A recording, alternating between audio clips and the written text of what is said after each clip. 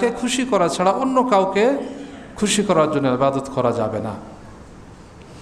আল্লাহর কাছে ছাড়া অন্য কারো কাছেই চাওয়া যাবে না।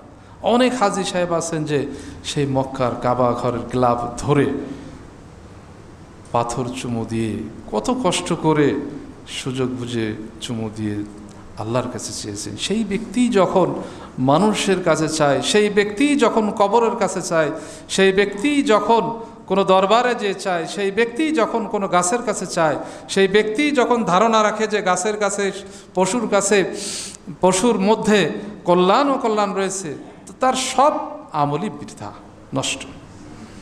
শিরক এমন একটা বড় গুনাহ, যেই গুনাহটা সবচেয়ে বড় গুনাহ। শিরক করলে আল্লাহ রাব্বুল আলামিন কাউকে ক্ষমা করবেন না।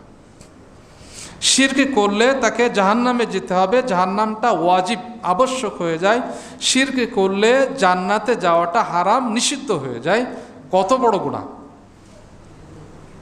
আলহামদুলিল্লাহ, হাজী সাহেব তাকে বলেছি, আমি অনুরোধ করেছি, তিনি হজ করে এসেছেন, অবসর সময় আছে, ইসলাম সম্পর্কে চর্চা করবেন, বিশেষ করে শিরক সম্পর্কে ধারণা রাখা এবং শিরক সম্পর্কে নোট করতে বলা হয়েছে।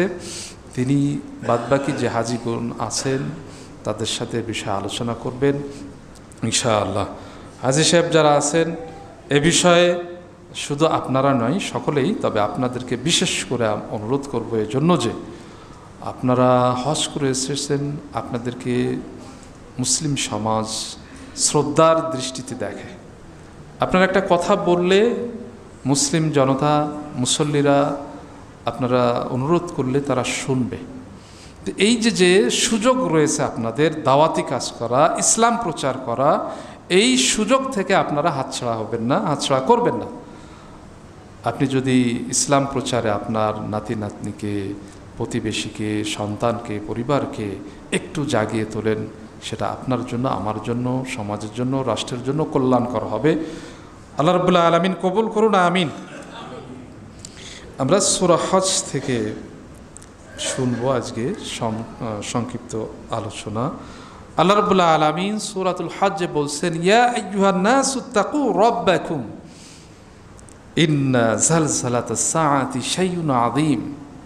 ইয়া আইয়ুহান নাস, হে মানব সকলেরা, মানবেরা, তোমরা আল্লাহকে ভয় করো।